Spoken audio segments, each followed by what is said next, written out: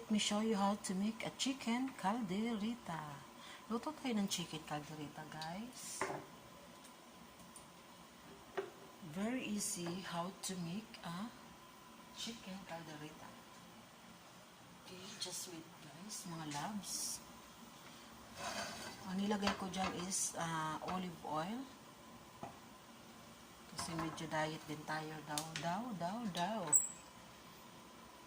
Okay, just wait. Then I will add onions and garlic. So, we'll add garlic.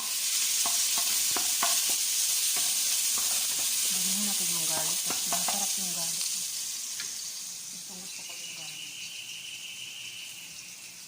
Lagyan na natin yung sibuyas, guys.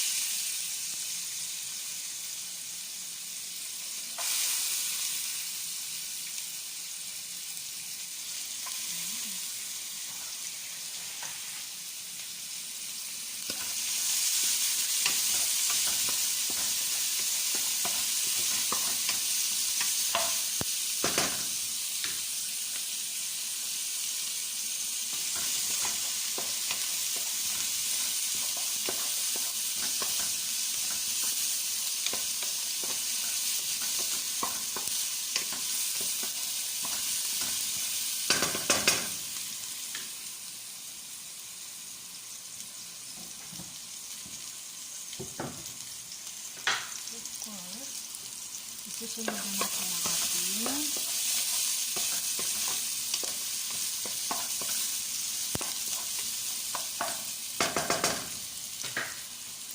yung chicken natin.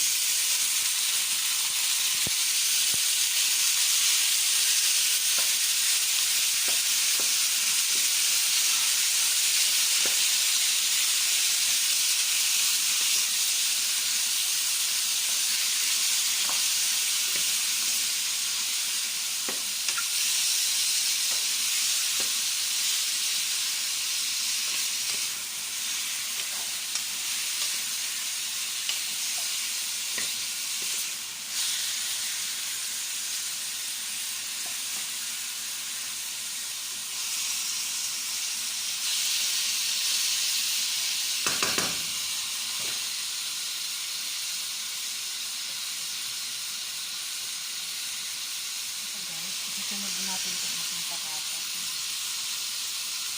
para maluto siya maigi, para sabay silang maluto sa manok.